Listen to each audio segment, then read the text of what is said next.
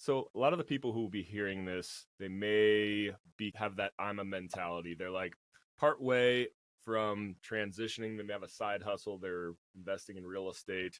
But when I say the I'm a mentality, meaning I'm gonna do it myself. How does if you do have a side gig or if you are a solopreneur or something, talk about how you can shift from that mindset of nobody else can do it as good as me and I don't trust anybody else.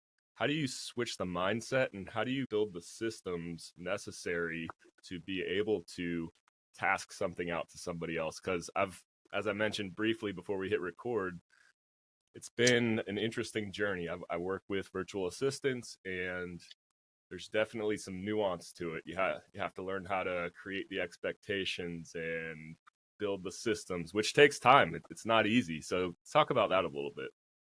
Yeah, so the word that comes up is control, right? We just want to control this thing, or for most of us, it's our passion, it's our baby, it's our service, the reason why we decided to do this thing on our own or get into investing. So I can completely relate and understand how hard it is to let go. And when I speak with my clients, I often say, don't do everything at once. I walk people through an outsourced prioritization exercise where literally you just write down all the things you do and then prioritize the first 3 to 5 things and just start there. Maybe it's one thing for you. And then you have to just slowly let go, assume that everything's going okay, but verify and baby step and teach as you go.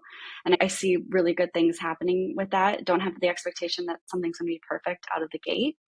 I think there's really great ways to document what you do, like Loom, which is a screen recording software. If you're a writer, you can write SOPs, although I think Loom is great because you can get something done while you're teaching.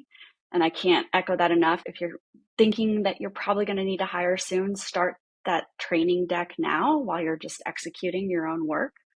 And then using communication and project management tools like Asana are really important when you're working with a team. Setting due dates, having ownership. But again, it's that baby step. And you brought up mindset, which I didn't address, but it really is telling yourself, okay, I'm going to start with this. I'm going to see how it feels. And then I'm going to add the next thing. And I'm going to and just go slowly. And then as you start to relinquish control and see that someone else can actually execute on your behalf, sometimes better than you, it snowballs from there. You just have to have the right person as well.